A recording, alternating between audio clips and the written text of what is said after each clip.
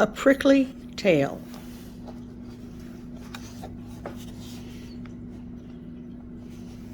by Evelyn Begley.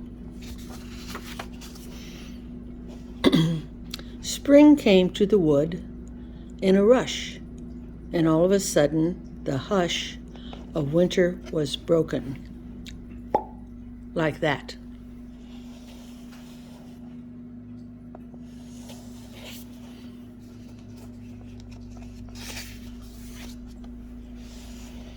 The squirrel stretched and opened one eye and lifted a nose to the scented sky and sniffed and said, "Oh my."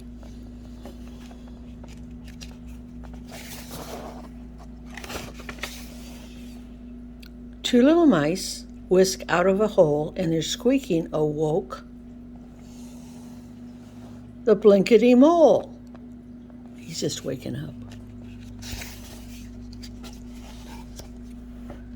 The lizard emerged from his mossy crack,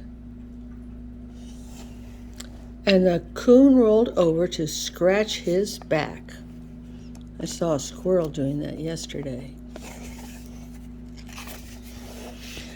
Blackbirds and thrushes whistled their best. A cuckoo called from a blue jay's nest, and the sound brought out the weasels in pairs and pairs and pairs and pairs of rabbits.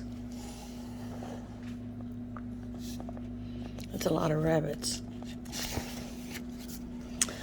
And all around the grassy ground just rang with sound, except for one small place that was very, very quiet.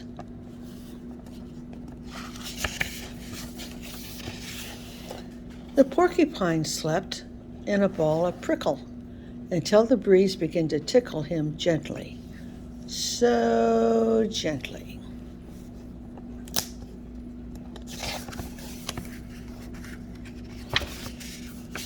He opened one eye and then the other and sleepily said, "Oh, bother, just when I reach the best of my dream, I won't get up." He shut both eyes tight until the light was quite out of sight and went back to sleep. But the rest of the wood was awake.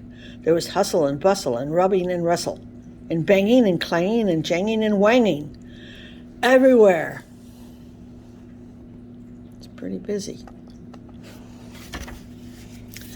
The porcupine awoke again. He shook out a prickle and said, "I'll be sickle if they don't stop quickle." But they didn't, because they were too busy. They were washing and scrubbing, shining and rubbing, mopping and sweeping, piling and heaping, everything, everywhere. What were they doing? Spring cleaning. The porcupine lay in a prickly ball and reluctantly made himself think of all the things he too had to do.